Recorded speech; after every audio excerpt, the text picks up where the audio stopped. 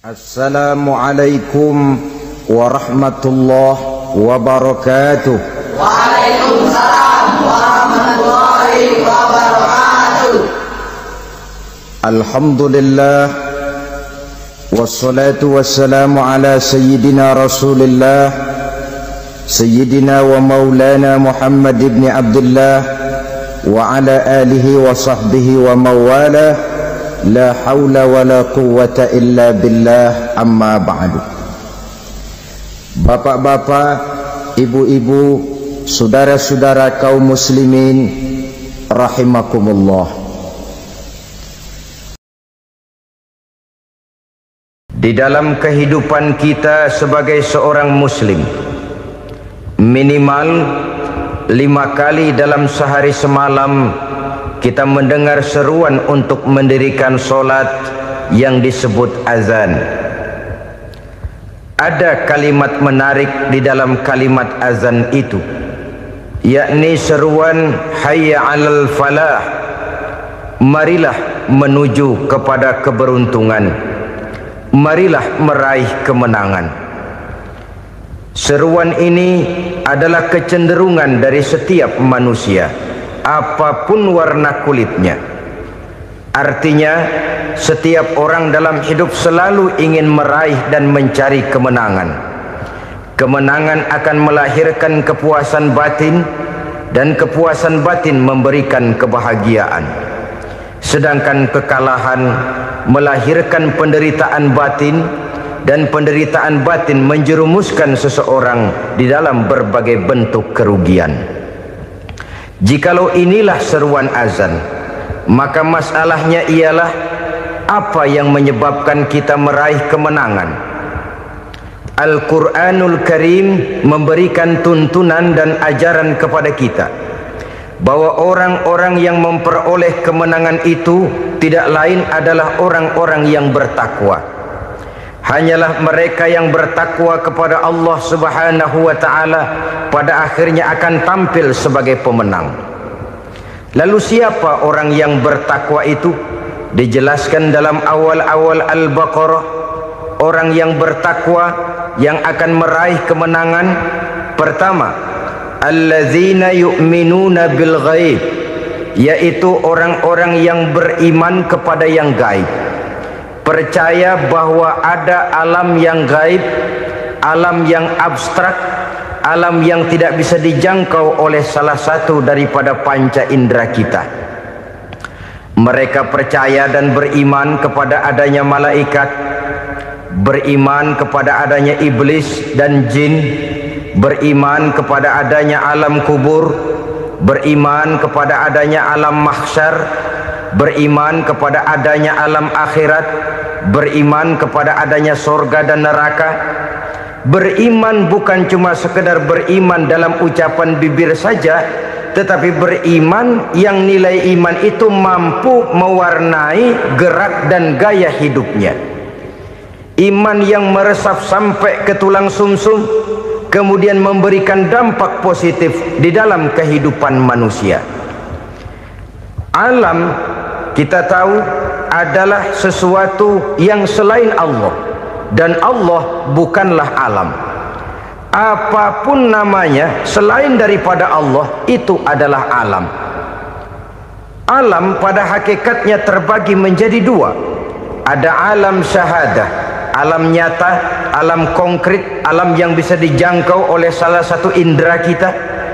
Kemudian ada alam ghaib, alam yang tidak bisa dijangkau oleh panca indera kita, alam metafisika, alam abstrak, alam yang wajib kita imani keberadaannya.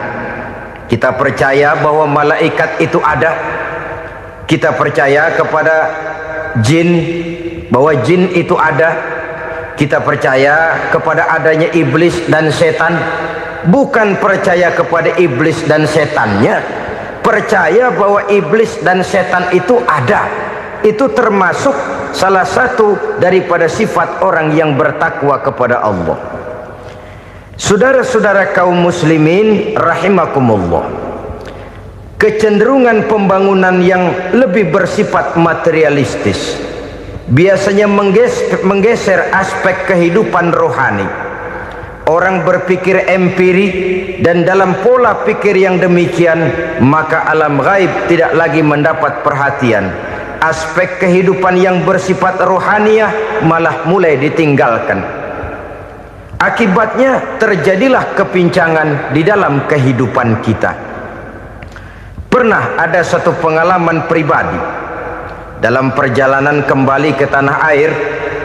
Dalam pesawat di sebelah kanan saya duduklah seorang Jerman namanya Heiner Simonsen.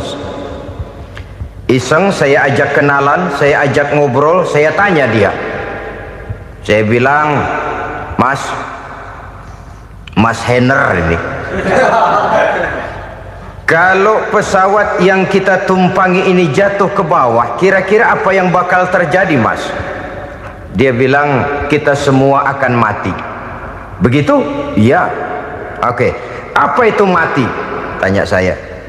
Dia bilang, untuk tahu apa itu mati, kita harus tahu lebih dahulu apa itu hidup. Saya pikir nih bule bisa ngomong juga. Baiklah kata saya. Apa hidup menurut Anda itu? Oh, hidup itu dia bilang, kalau seluruh anggota badan kita bekerja secara normal, paru-paru memompa darah secara normal, jantung berdetak secara normal, sel-sel tubuh bekerja secara fit, dan organisme tubuh hanya mau bekerja secara normal, dia bilang, kalau kita memberi makan yang cukup, menu yang teratur, dan gizi yang lengkap. Saya bilang, kesimpulannya apa, Ner? Dia jawab, hidup adalah dari tangan ke mulut. Life is from the hand to the mouth, kata dia. Hidup adalah dari tangan ke mulut. Jadi masalah hidup tidak lebih daripada masalah isi perut.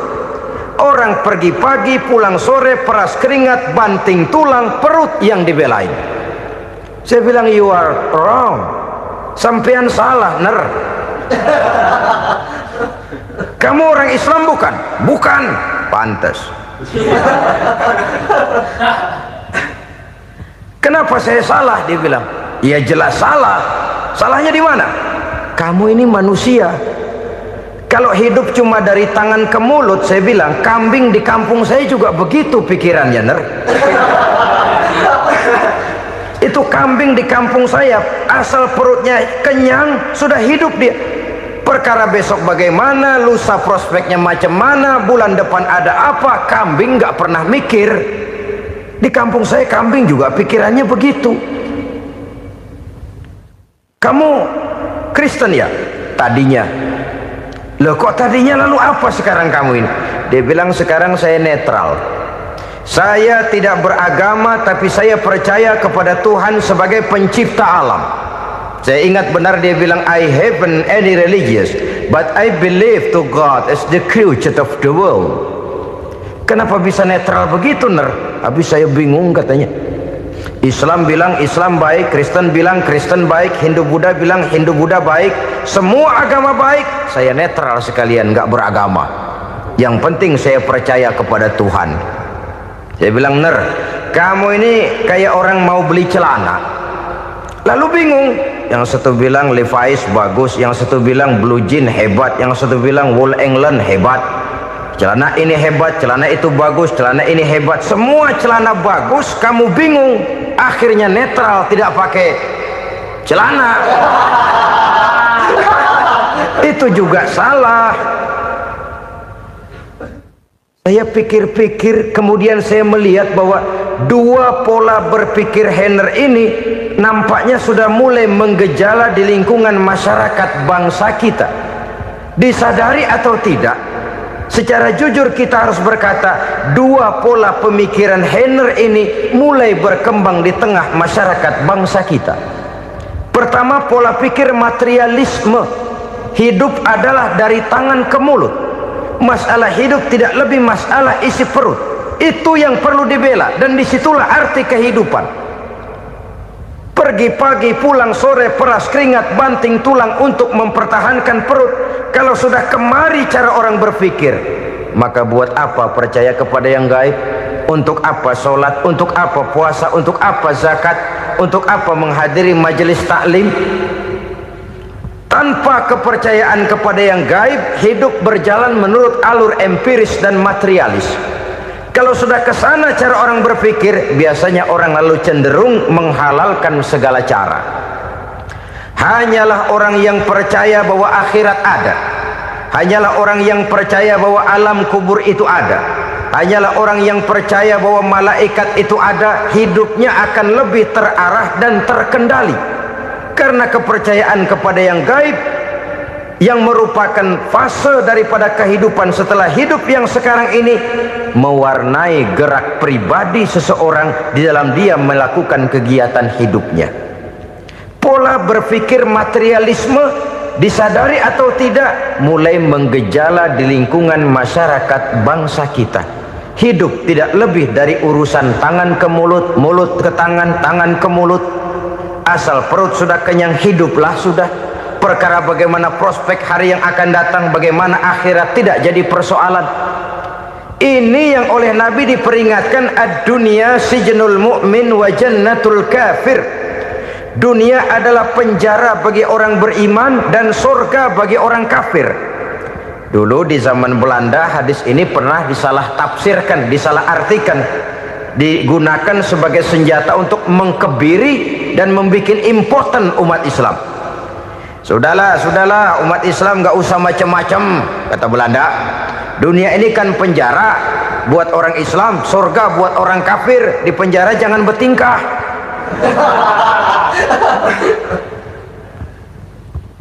Pengertiannya tidak begitu.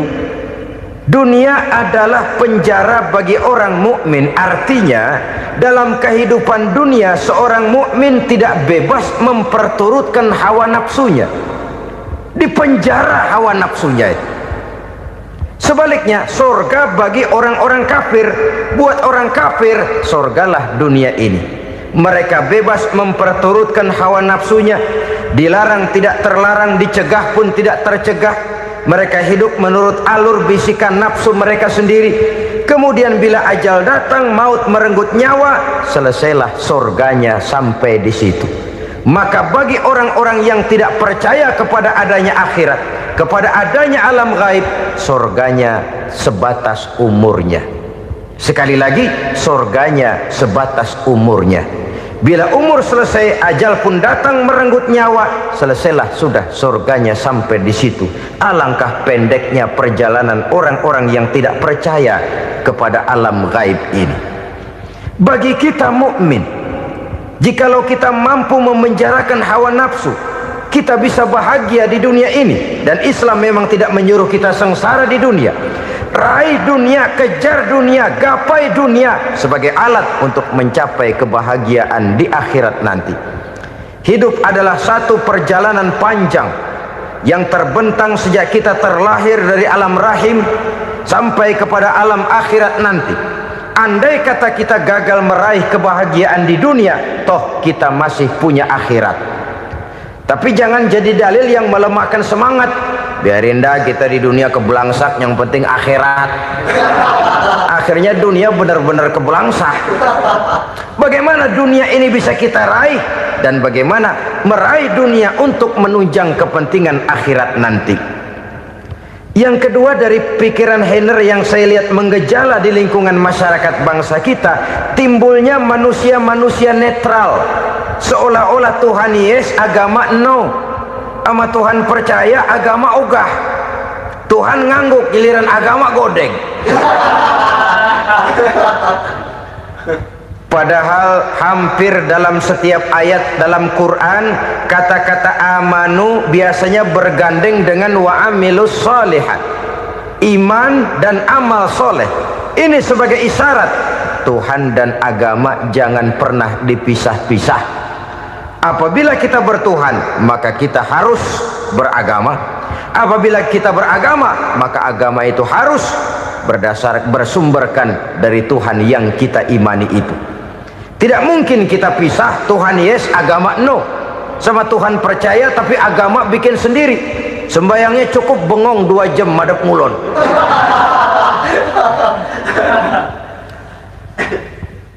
Saudara-saudara kaum muslimin rahimakumullah.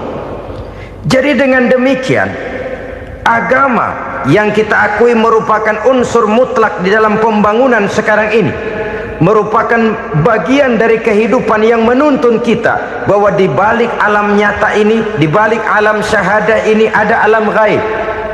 Dan mudabbir, murabbi, yang mengatur, yang menguasai, yang memelihara baik dia alam nyata, baik dia alam gaib, tidak lain adalah Allah Subhanahu wa ta'ala.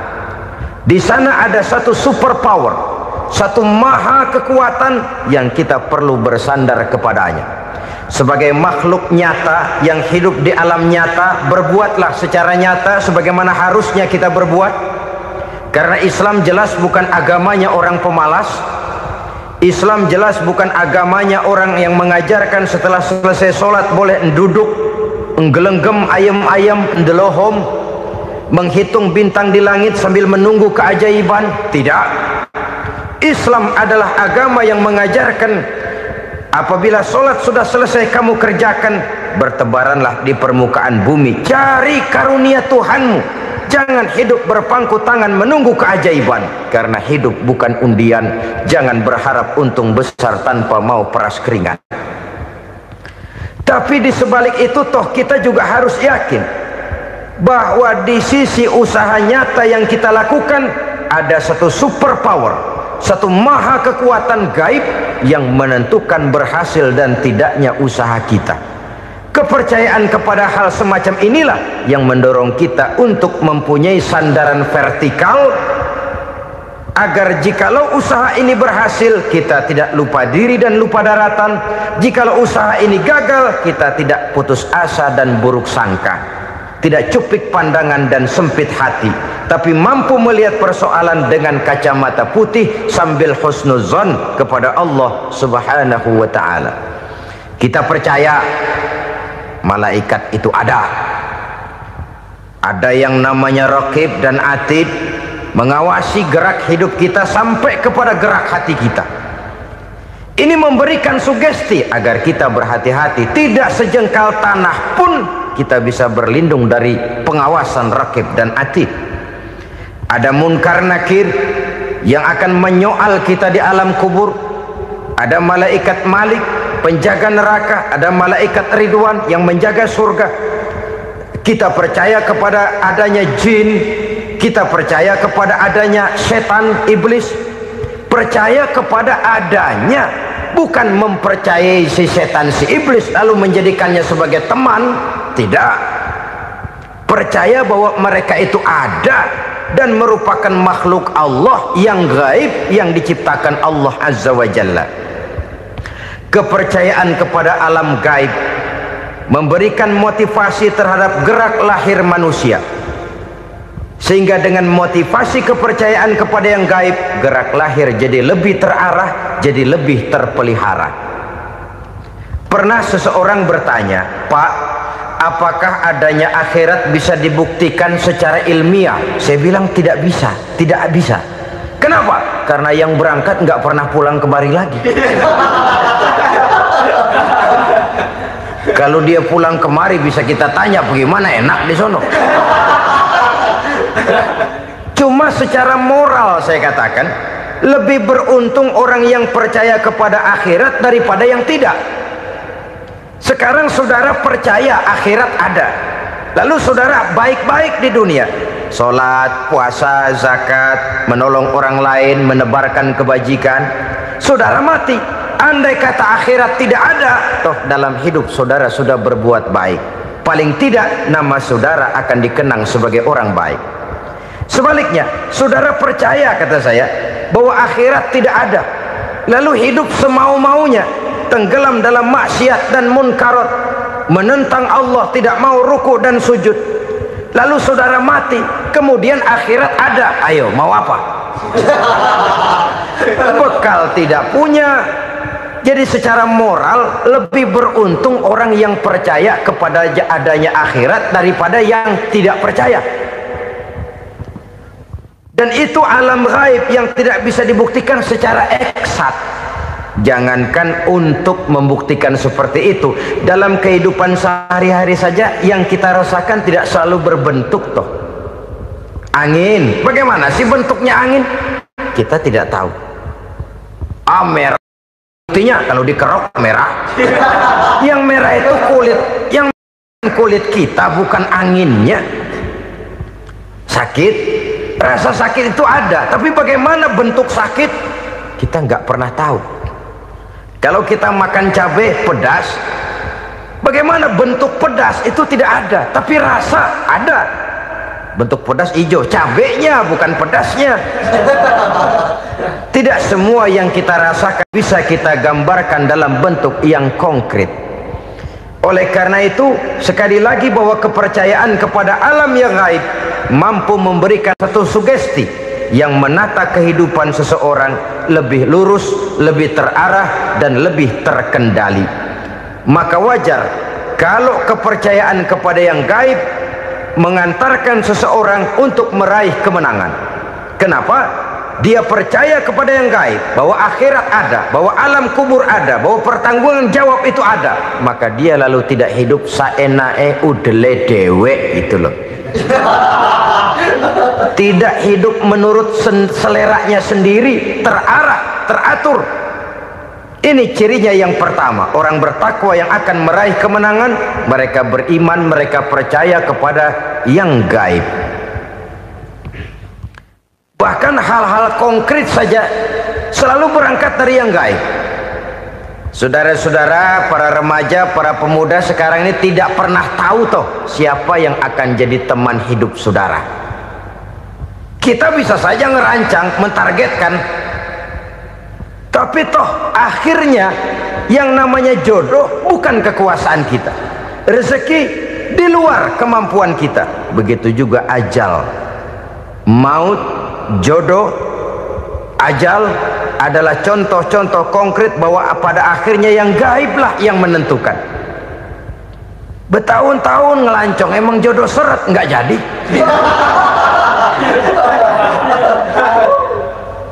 Begitu kenal baru setengah malam nginep ditangkap hansip kan. Hal-hal semacam itu kadang-kadang kita berpikir suuzon, gilet, perempuannya cakep banget, lakinya rebek amat. Memang begitulah jodohnya. Memang begitulah jodohnya. Saudara hadirin ma'asyiral muslimin yang saya hormati, jadi hal-hal yang konkret saja kita yakini sepenuhnya ditentukan oleh satu superpower yang gaib itu tadi. Dari sanalah segala ketentuan itu berangkat dan kesanalah segalanya akan kembali. Maka kepercayaan kepada yang gaib meluruskan gerak hidup seseorang dan itu akan mengantarkan dia kepada meraih kemenangan. Satu. Yang kedua, wa yuqimuna shalah. Orang bertakwa yang akan meraih kemenangan itu adalah orang-orang yang mendirikan sholat. Kenapa sholat mengantarkan orang untuk meraih kemenangan? Yang jelas, inna sholata tanha anil fahsya'i wal munkar. Sholat mampu mencegah manusia dari perbuatan keji dan munkar. Banyak filsafat hidup yang terkandung di dalam sholat ini. Sejak kita wudhu sampai kita menghadap ke arah kiblat, sampai kita melakukan gerak-gerak sholat, bacaan-bacaan yang ada di dalam sholat, lalu sampai kepada mengucapkan salam. Banyak filsafat hidup yang terkandung di dalam sholat. Umpamanya saja, setelah takbiratul ihram mulai kita dengan sholat dalam posisi berdiri, diajarkan dalam kitab-kitab fikih agar kita melihat ke arah tempat sujud. Ini kan filsafat kehidupan. Kalau kamu sholat dalam posisi berdiri, lihat tempat sujud. Jangan sholat mata jelalatan, sebab nanti bisa mengurangi kekhusyuan. Jadi wajar kalau yang dikatakan bahwa yang paling afdol adalah shaf yang di depan. Kenapa? Secara harfiah pengertiannya akan lebih mengundang kekhusyuan. Kenapa? Kalau kita di shaf paling depan di masjid umpamanya paling banter kita lihat tembok. Tapi kalau kita soft di tengah atau di belakang, orang-orang di depan kita pun akan kelihatan. Yang bajunya loreng, yang bajunya genggang, yang bajunya macam-macam.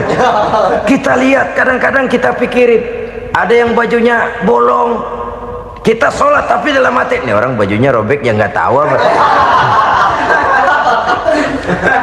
Ada saja hal-hal yang mengusik kekhusyuan kita. Oleh sebab itu diajarkan dalam posisi berdiri, lihat, arahkan pandangan matamu kepada tempat sujud. Ini kan filsafat kehidupan. Maksudnya apa? Kalau lagi diri, lihat dong tempat sujud. Kalau udah di atas, ingat dong sama yang bawah. Kalau sudah tinggi, ingat dong dari mana kamu berangkat. Kalau sudah berkuasa, bantu dong yang lemah. Kalau sudah kaya, santuni dong yang miskin. Kalau sudah alim, bimbing dong yang awam. Ini filsafat kehidupan. Dalam posisi berdiri, kau lihat tempat sujud. Ini akan melahirkan kepekaan sosial, di mana seseorang mau tahu kepada orang lainnya. Bagaimanapun kaya kita, tinggi pangkat dan jabatan kita, jikalau hidup hanya untuk kepentingan perut sendiri saja, rasanya belum membawa manfaat di dalam kehidupan kita. Tapi efek yang tertinggi sesungguhnya, solat mencegah manusia dari perbuatan keji dan munkar. Perbuatan keji dan munkar, walaupun kelihatannya mendatangkan uang, membawa keuntungan, tapi itu keuntungan semu, keuntungan sementara. Dengan menipu orang lain kita bisa dapat untung, tapi tidak membawa berkah. Dan itu adalah kerugian besar dalam kehidupan kita. Maka untuk meraih kemenangan, harus dimulai dengan membentuk kepribadian yang tegar, memiliki sandaran vertikal yang langsung kepada Allah Subhanahu wa ta'ala. Dan itu hanya bisa kita tempuh melalui jalur ibadah formal yang sudah ditentukan Allah, yakni solat yang 5 waktu. Untuk memperkuat itu, ada solat-solat sunnah, rawatib, nawafil, sebagai terminal kontrol cadangan untuk memelihara stabilitas temperatur batin di dalam kita berhubungan dengan zat yang maha gaib, yaitu Allah Subhanahu wa ta'ala. Orang sering bertanya, Pak, itu tetangga saya nggak sholat, duitnya nggak habis-habis, Pak. Nggak sholat tapi mobilnya tambah terus. Nggak sholat tapi usahanya makin maju. Tapi di sisi lain ada orang yang rajin sholat, rezekinya butak bener. Anaknya mana kurus, mana korengan. Saudara hadirin ma'asyiral muslimin rahimakumullah, harus saya katakan bahwa solat memang bukan untuk cari duit. Solat adalah sandaran vertikal kita kepada Allah. Sedangkan soal rezeki itu berkaitan dengan sifat Allah maha pengasih dan maha penyayang. Allah maha pengasih, siapapun dikasih kalau mau usaha. Allah maha penyayang, tidak semua orang disayang oleh Allah Azza wa Jalla. Dan belum tentu banyak harta itu merupakan nikmat. Mungkin juga istidraj. Artinya istidraj itu dikasih tapi diambulin, kalau bahasa Betawinya itu. Dikasih tapi diambulin, itu bukan merupakan nikmat sesungguhnya, lebih merupakan azab dari Allah Subhanahu wa ta'ala.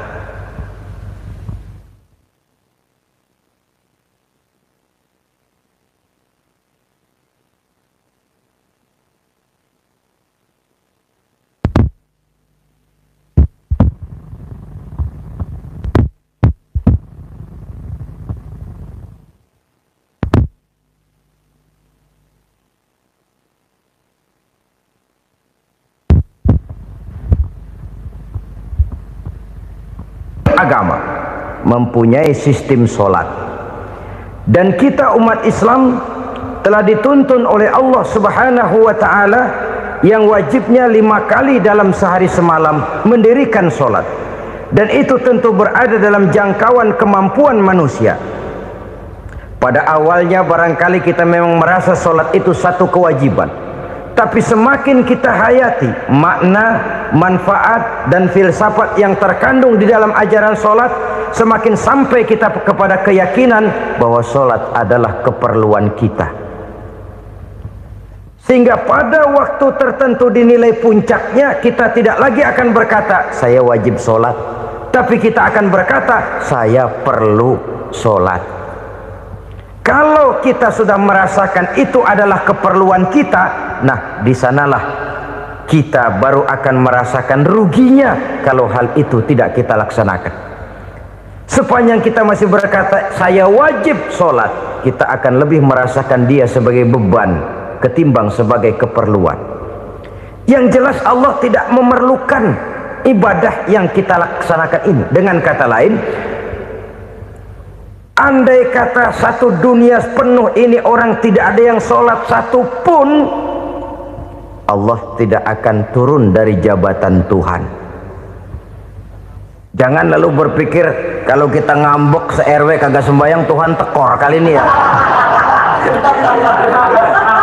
Tentu tidak, itu perlunya kita, bukan perlunya Allah. Dan pada induknya kita akan berkata saya perlu agama. Kalau secara induk kita sudah memerlukan agama, maka konsep-konsep yang ada di dalam ajaran agama itu pun adalah juga merupakan keperluan kita. Baik dia bernama sholat, baik dia bernama puasa, baik dia bernama zakat, baik dia bernama haji, seluruhnya adalah keperluan kita. Dan sesuatu yang kita perlukan apabila tidak kita laksanakan akan melahirkan kerugian di dalam kehidupan. Jangan heran kalau kita membaca riwayat perjalanan hidup para salafus soleh, orang-orang soleh. Ada yang tahajud sampai 100 rakaat, ada yang sholat malam kakinya sampai bengkak. Kita sekalinya bengkak biri-biri. Ada yang sholat membaca surah dalam Al-Quran sampai khotam Quran. Kok mau? Mereka sudah merasakan itu keperluan. Itu saja soalnya. Satu saat pun jikalau kita merasa bahwa itu keperluan saya, kita pun akan melaksanakan seperti itu. Keperluan saya dalam kehidupan. Inilah yang kedua. Yang ketiga, orang bertakwa yang akan meraih kemenangan itu, wa mimma razaqnahum yunfikun. Mereka membelanjakan sebagian daripada rezeki yang diberikan Allah kepada mereka. Mereka infakkan di jalan Allah. Ada satu dialog menarik. Satu hari seorang anak muda bertemu dengan seorang kakek-kakek yang sudah dikenalnya baik. Bertanyalah anak muda ini, "Kek, umur kakek berapa tahun?" 15 tahun, kata si kakek. "Anak kakek berapa orang?" 1. "Harta kakek berapa banyak?" 15 juta. Si anak muda ini bengong, lalu protes, "Kok kakek bohongin saya?" "Kenapa?"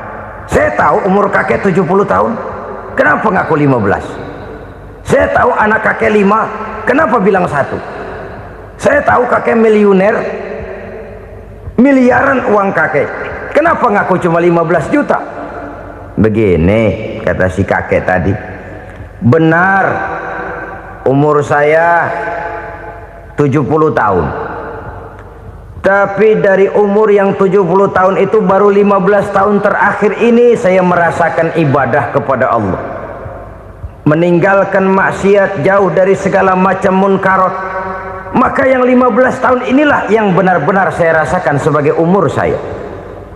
Benar anak saya 5, tapi yang 4 susah diatur. Cuman 1 rasanya nih yang bakal jadi si buah hati belahan jantung pelanjut cerita penerus sejarah. Cuma 1 ini yang saya harapkan, yang akan jadi anak soleh, yang akan membuat saya menerima pensiunan pahala. Kalau yang 4 apek dah, nggak ada harapan. Yang 1 nyekek botol melulu. Oh begitu, iya.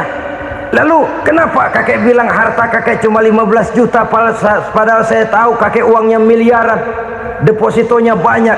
Ya karena 15 juta itulah yang saya ingat yang pernah saya belanjakan di jalan Allah. Saya merasa itulah harta saya yang sebenarnya, Yang miliaran yang saya simpan di bank kelak, kalau satu saat saya mati, akan jadi rebutan di antara anak-anak saya. Iya, kalau anak saya soleh kayak yang satu ini. Kalau yang 4 tadi udah tulen dia bakal berantem, dah berebut tuh. Jadi 15 juta yang saya belanjakan di jalan Allah inilah yang saya merasakan benar-benar harta saya yang sesungguhnya. Dialog ini patut menjadi bahan renungan kita bersama. Diberikan kita umur 40, 50, 60, 70, 80. Berapa tahun dari umur yang diberikan itu yang jalan mulus, yang kita gunakan untuk melaksanakan ibadah? Banyak harta kita simpan di bank, di lemari, di dompet, di tas. Tapi berapa yang sudah kita depositokan di jalan Allah yang akan menemani kita di hari kita kembali nanti? Maka orang bertakwa yang akan meraih kemenangan, wa mimma razaqnahum yunfikun, mereka membelanjakan sebagian dari rezeki yang diberikan Allah di jalan Allah subhanahu wa ta'ala. Ma'asyiral muslimin rahimakumullah, zahirnya memang kita memberikan kepada orang lain, tapi hakikatnya kita menyimpan untuk diri kita sendiri. Kita memberikan kepada yatim piatu 25.000. Zahirnya kita memberikan si yatim, hakikatnya kan kita cuma nyimpan. Saya berikan, titip kepadamu, ini untuk saya di akhirat. Kau boleh belikan baju, kau boleh belikan untukmu makan, kau boleh bayarkan sekolahmu. Ini untuk saya. Hakikatnya kita nyumbang masjid 1 juta, zahirnya kita berikan kepada panitia masjid, tapi hakikatnya kan cuma titip 1 juta ya, untuk saya di alam kubur nanti. Silahkan kau boleh belikan semen, ini uang, belikan besi, belikan pasir. Saya cuma sekedar titip untuk kepentingan saya. Hakikatnya kita cuma sekedar menitip. Sebagaimanapun pada hakikatnya, apapun yang kita miliki dalam kehidupan kan cuma sekedar hak guna pakai, bukan hak milik mutlak.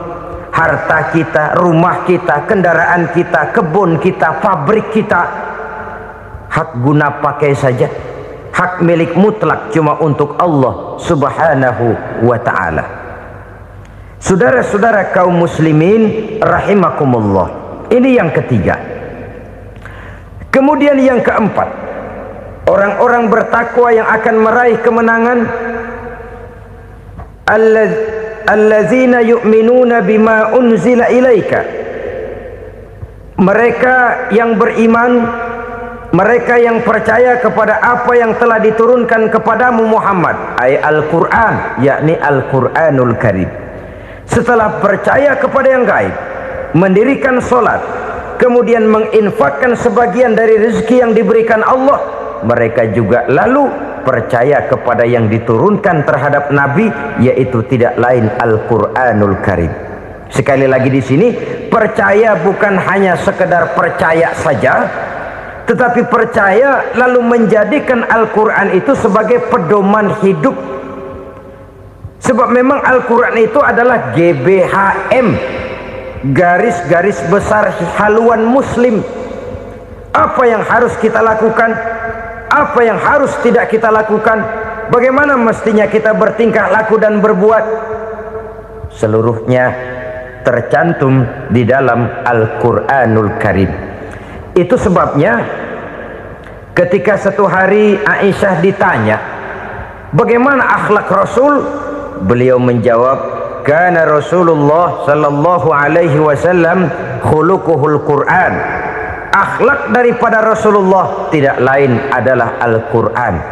Jawaban simpel ini memberikan gambaran bahwa keseluruhan daripada konsepsi Quran sudah diterjemahkan dalam kehidupan Rasulullah sallallahu alaihi wasallam. Karena kita tahu akhlak adalah keseluruhan dari gerak hidup manusia, sejak ia berpribadi, berumah tangga, bertetangga, bermasyarakat, sampai kepada berbangsa dan bernegara. Al-Quran tetap memberikan sentuhan nilainya. Oleh karenanya, orang-orang yang bertakwa adalah orang-orang yang menjadikan Al-Quran sebagai pedoman dalam kehidupannya. Dan kita yakini Al-Quran diturunkan kepada Nabi Muhammad bukan merupakan produk Nabi Muhammad. Isi dan redaksinya langsung dari Allah Subhanahu wa ta'ala. Kemudian cirinya yang kelima, orang bertakwa yang akan meraih kemenangan itu, wa ma unzila min qablika, tidak hanya sekedar percaya kepada yang diturunkan terhadap Nabi Muhammad yaitu Al-Quran, mereka juga percaya kepada apa yang pernah diturunkan kepada para nabi, kepada para rasul sebelum Nabi Muhammad. Percaya kepada adanya suhuf, percaya kepada adanya Taurat, percaya kepada adanya Injil, percaya bahwa Allah dahulunya sudah menurunkan Taurat kepada Musa, percaya bahwa Allah sudah menurunkan Injil kepada Isa, percaya Injil ada, Taurat ada, diturunkan Allah untuk Isa dan Musa, tetapi tidak wajib mengamalkannya karena kita sudah diberikan Al-Quranul Karim. Ini yang perlu saya garis bawahi. Kita percaya Allah telah menurunkan Injil dahulu kepada Isa. Kita percaya bahwa Allah telah menurunkan Taurat dahulunya kepada Nabi Musa. Kadang-kadang ini dijadikan dalih, dikacaukan pengertiannya. Quran saja mengajarkan bahwa orang yang bertakwa harus percaya kepada Injil, maka pakailah Injil. Apalagi kalau ayat sebelumnya ditilap, dihapus, dihilangkan, Injilnya yang ditekankan, maka akan terjadilah penekanan yang salah arah. Karena salah arah akhirnya bisa merusak dan menghancurkan akidah. Ketika Rasul suatu saat pernah ditanya orang, "Ya Rasul, bagaimana sikap kita sebagai muslim terhadap Injil yang ada sekarang?" Beliau menjawab, "La tukadzibuhu jami'an wa la tusaddiquhu jami'an." Jangan didustakan seluruhnya, jangan juga dibenarkan semuanya. Artinya, ini sudah merupakan gambaran dari Rasul bahwa dalam Injil yang ada sekarang masih ada ajaran-ajaran tauhid yang dibawa oleh Nabi Isa dan diajarkan kepada umatnya. Tapi juga dalam Injil yang sekarang ini sudah terkena intervensi dan investasi manusiawi. Karena itu Rasul menyimpulkan, la tukadzibuhu jami'an wa la tusaddiquhu jami'an. Jangan didustakan semua, jangan dibenarkan seluruhnya. Kita memang percaya Allah telah menurunkan Injil kepada Nabi Isa dulu, tapi kita tidak wajib mengamalkan Injil. Kita percaya Allah telah menurunkan Taurat kepada Nabi Musa, tapi kita tidak wajib mengamalkan kitab ajaran Taurat. Yang wajib kita percayai dan kita amalkan hanyalah Al-Quranul Karim. Kenapa? Oleh karena baik yang ada di dalam Taurat, baik yang ada di dalam Injil, tentu tercakup di dalam Al-Quran sebagai kitab terakhir yang diturunkan oleh Allah Subhanahu wa ta'ala. Dan itu wajar. Kalau seorang pejabat mau mengeluarkan satu keputusan baru, tentu dia harus meninjau keputusan-keputusan lama. Andai kata dianggap tidak berlaku, dianggap tidak relevan lagi, maka keputusan-keputusan lama itu tentu sudah dianggap tidak berlaku. Sebagian daripada aturan-aturan dalam keputusan lama yang masih dianggap relevan tercantum dalam keputusan baru yang wajib diamalkan. Begitulah hubungannya antara Al-Quran, Taurat, Zabur, dan Injil. 4 kitab samawi yang diturunkan Allah masing-masing kepada Zabur untuk Nabi Daud, Taurat untuk Nabi Musa, dan Injil untuk Nabi Isa alaihi wassalatu wassalam. Ketiga-tiga kitab itu kita percayai adanya. Kita yakini Allah telah menurunkan Zabur, Taurat, dan Injil, tapi kita tidak wajib mengamalkannya. Yang wajib kita mengamalkannya sekarang ini tidak lain hanyalah Al-Quranul Karim saja, karena ia mencakup apa yang ada di dalam Zabur, apa yang ada di dalam Taurat, dan apa yang ada di dalam Injil. Keotentikannya bisa dipertanggungjawabkan. Ya, tapi kan Nabi Muhammad sudah mati 14 abad yang lalu, dan di zaman beliau Al-Quran kan belum dikodifikasikan, belum ditulis. Bagaimana keotentikannya bisa dipertanggungjawabkan? Mudah saja.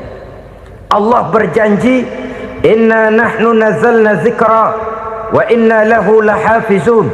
Kami yang menurunkan Al-Quran dan kami yang akan menjaga dan memeliharanya. Allah turunkan Quran, Allah menjaganya. Bagaimana cara Allah menjaga Al-Quran itu? Banyaknya orang-orang yang hafaz Al-Quran. Hafaz Al-Quran 30 juz, 114 surah, 6.666 ayat. Sehingga jangankan satu kata, jangankan satu ayat, satu kalimat saja berubah sudah akan timbul reaksi dan mudah dimengerti. Kenapa? Banyak orang-orang yang hafaz Al-Quran. Sedangkan pada setiap akhir tahun biasanya malaikat Jibril selalu mengadakan checking terhadap ayat-ayat yang diturunkan pada waktu itu. Di zaman Nabi sendiri sudah ada usaha kodifikasi. Dan yang lebih luar biasa lagi, sampai hari ini tidak seorang pun mampu membuat satu ayat saja semacam Al-Quran. Ke bahasa manapun dia diterjemahkan, naskah aslinya tetap ikut, rujukan dasarnya tetap ada. Berdasarkan itu maka tidak mungkin terjadi penyelewengan terhadap atau pemalsuan terhadap ayat-ayat Al-Quranul Karim. Kesuciannya, keotentikannya, kemurniannya bisa dipertanggungjawabkan. Ma'asyiral muslimin rahimakumullah.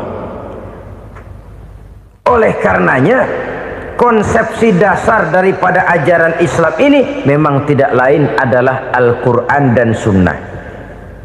Isi daripada agama Islam yang merupakan iman, Islam dan ihsan, konsepsi dasarnya tidak lain adalah Al-Quran dan Sunnah Rasulullah Sallallahu Alaihi Wasallam. Maka yang kita perlukan sekarang ini adalah terjemahan Al-Quran di dalam kehidupan kita. Dengan demikian maka gaya kehidupan yang lebih Qurani itulah yang kita dambakan. Kita perlu memang terjemahan Quran dalam bahasa Inggris, dalam bahasa Belanda, dalam bahasa Jepang, tapi yang lebih kita perlukan adalah terjemahan Quran di dalam kehidupan kita. Konsekuen, tidak memanipulasi, ringan sama kita jinjing, berat sama kita pikul. Jangan kalau lempengan ayat Quran tuh kira-kira enak diamalin, keras teriakan kita. Giliran kira-kira ayat Quran itu mukul kepala kita sendiri, diam kita. Itu ciri yang pernah disindir Allah dalam awal-awal Baqarah juga. Ciri beragamanya orang yang munafik. Kullama adha'a lahum masyawfih, kata Allah, wa iza azlama alaihim qamu. Apabila terang mereka jalan, apabila gelap mereka berhenti. Artinya kalau kira-kira di Islam nguntungin, rame-rame pada teriak Islam. Tapi ketika diminta untuk berjuang, ketika dituntut untuk berkorban, rame-rame mengundurkan diri. Nasib agama tidak ubahnya seperti daun pisang yang dikait orang di tepi jalan lantaran tak berpayung di ketika hari hujan. Manakala hujan usailah sudah, daun itu pun dicampakkan di tepi jalan, diinjak pula orang nan lalu. Artinya orang menjadikan agama cuma sebagai lipstick, decoration only, tidak konsekuen. Hanya pada saat-saat kelihatannya Islam membawa keuntungan, rame-rame orang teriak-teriak tentang Islam. Tapi jikalau diminta berjuang, jikalau dituntut untuk berkorban, biasanya rame-rame juga mengundurkan diri. Jangan heran kalau mayoritas hitungan kita, tapi minoritas peranan kita. Kuantitas kita dalam jumlah, tapi dalam kualitas kita lebih sering jadi penonton daripada jadi pemain. Padahal itu sangat tidak boleh terjadi. Umat Islam di Indonesia harus bangkit. Umat Islam di Indonesia harus sadar akan keberadaannya. Tidak boleh hanya jadi penonton berpangku tangan, karena memang agama kita juga mengajarkan untuk konsekuen di dalam menjabarkan ajaran-ajaran daripada agama kita. Kita sering menjadi jatuh menjadi umat yang lemah oleh karena kita ini tidak pandai menggalang kebersamaan yang diakibatkan tidak konsekuennya kita. Diistilahkan bahwa umat Islam di dalam menggalang kebersamaannya itu harus seperti orang main sepak bola. Saudara-saudara kan tahu orang main sepak bola itu. Orang main sepak bola, kalau pertandingan belum dimulai sih silakan saja kumpul di luar lapangan, atur strategi yang baik. Tapi kalau pertandingan sudah dimulai, turun ke lapangan hijau, jangan kumpul terus. Ada sepak bola gotong royong, mundur rame-rame, depan ke depan kumpul melulu mainnya, kalah. Orang main sepak bola itu ya harus ada penyerang tengah, harus ada penjaga gawang, harus ada strikernya, harus ada kiri luarnya, kanan dalamnya yang jadi backnya. Posisi boleh bermacam-macam, tapi yang penting saling ngoper untuk menggolkan gawang lawan. Begitulah umat Islam ini. Boleh ada yang jadi pejabat, boleh ada yang jadi pengusaha, boleh ada yang jadi petani, silakan ada yang jadi seniman, ada yang jadi penyair, ada yang jadi artis sekalipun. Tapi kalau sudah berhasil menguasai bola, jangan lupa operannya. Operan itu yang langka. Kita ini muslim kadang-kadang kalau sudah memegang menguasai bola, kalau belum mau mampus, belum mau ngoper. Nanti kalau sudah nggak punya bola, baru mau ngoper. Kalau sudah dengar-dengar mau dekat pensiun, baru mau jihad, baru mau berjuang, baru mau ngurus pesantren. Tanda tangan sudah tidak laku, memo sudah tidak dihargai, baru mau berjuang. Kemarin kemana mas? Kita tidak pandai memanfaatkan posisi. Dengan kata lain, kalau kembali kepada persoalan kita, konsekuensi kita terhadap agama yang kita anut ini belum ideal. Kita masih lebih sering berislam ini pada saat-saat yang menurut perhitungan kita membawa keuntungan. Tapi kalau diminta berjuang, dituntut berkorban, yang itu pun hakikatnya adalah untuk kepentingan kita juga. Allah tidak pernah menuntut kita untuk jihad bagi kepentingan Allah, itu tidak. Berjuang menegakkan agama Allah, apakah untuk kepentingan Allah? Tidak. Untuk kepentingan kita. Sebab nilai-nilai jihad itu pada akhirnya akan membawa kita kepada suatu kebahagiaan. Setidaknya kalau tidak di dunia, tentu di akhirat sebagai syahid. Oleh karena itu, pada bagian akhir ini saya ingin mengajak, marilah kita konsekuen. Sekali kita berkitabkan Al-Quranul Karim, mari dia kita jadikan pedoman. Jangan cuma kita jadikan sebagai penghias dinding, pelengkap rumah, bahwa di rumah kita ada Al-Quran, tapi yang baca kecoa. Habis pada bolong tuh Quran. Yang penting kan punya Quran. Ditaruh di pintu rumah. Biar apa? Biar kuntilanak kagak masuk katanya. Ya apa itu nasib Quran? Cuma kerjanya jaga pintu, ngusir kuntilanak, ngusir memedi. Bagaimana kita hidup menurut tuntunan Al-Quran? Kadang-kadang tidak pernah menjadi masalah bagi kita. Maka bagaimanakah Al-Quran akan mungkin membawa keberkahan dalam hidup kalau ajarannya kita injak-injak dalam keseharian kita? Mewujudkan gaya hidup yang lebih Qurani, itulah yang akan kita rintis di dalam kehidupan kita, bertahap, step by step, menurut kemampuan yang ada pada kita. Jika jalan ini tidak bisa kita selesaikan, percayalah akan ada generasi penerus yang akan melanjutkan usaha dan cita-cita mulia itu. Jadi percaya kepada Taurat, percaya kepada Injil, sekadar percaya Allah dahulunya sudah menurunkan itu, tapi kita tidak wajib mengamalkannya. Kenapa? Generasi Injil masa berlakunya sudah kedaluarsa. Taurat masa berlakunya sudah kedaluarsa. Injil pernah berlaku untuk orang Nasrani di zaman Nabi Isa. Taurat pernah berlaku untuk orang Yahudi di zaman Nabi Musa. Setelah generasinya berlalu, datang Rasul penutup yang membawa Al-Quranul Karim. Maka Al-Quran itulah yang berlaku menjadi pedoman sampai hari akhir nanti. Jangan jauh dari Al-Quran, karena apabila ini kita lakukan, maka kita akan kembali kepada satu gaya hidup yang jauh dari tuntunan agama, dan itu artinya kita akan semakin jauh untuk meraih kemenangan. Saudara-saudara kaum muslimin rahimakumullah, yang keenam, yang terakhir, orang-orang bertakwa yang akan meraih kemenangan itu wa bil akhirati hum yuqinun. Mereka percaya, mereka yakin seyakin-yakinnya akan adanya hari akhir, di mana seseorang akan mempertanggungjawabkan seluruh perbuatannya di dalam hidup ini. Dan tidak ada satu perbuatan yang bagaimana kecilnya sekalipun yang tersembunyi dalam pandangan manusia yang tidak akan dibukakan persoalannya di mahkamah Qadi Rabbul Jalil di akhirat nanti. Itulah sebabnya maka percaya kepada akhirat disebut secara khusus. Padahal di awal tadi sudah dijelaskan yu'minuna bil ghaib, percaya kepada alam gaib, dan alam gaib ini termasuk akhirat. Kenapa pada bagian akhir disebut lagi akhirat? Karena ternyata bahwa kepercayaan kepada adanya akhirat merupakan induk dari kepercayaan terhadap adanya malaikat, setan, jin dan lain sebagainya, dan akan lebih memberikan sugesti dalam kehidupan manusia untuk meluruskan gerak hidupnya. Jikalau satu saat tergerak hati akan berbuat kejahatan, ingin mencuri, sadarlah, awas ada akhirat.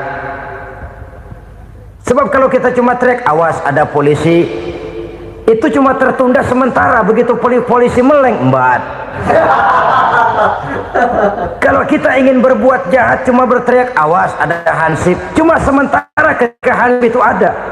Tapi kalau ceritanya awas ada akhirat, mau menyeleweng awas ada akhirat, mau berjudi awas ada akhirat, mau mencuri awas ada akhirat.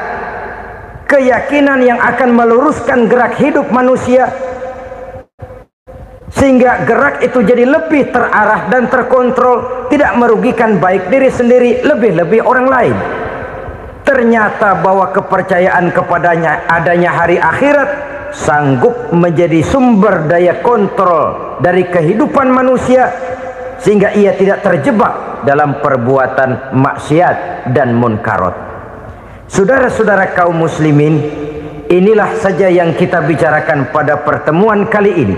Semoga Allah subhanahu wa ta'ala memberikan kekuatan zahir dan batin kepada kita. Amin. Untuk dapat meraih kemenangan dengan beriman kepada yang gaib, mendirikan solat, membelanjakan sebagian dari rezeki yang diberikan Allah, percaya kepada Al-Quran, beriman kepada kitab-kitab yang diturunkan sebelum Al-Quran, lalu meyakini adanya hari akhirat.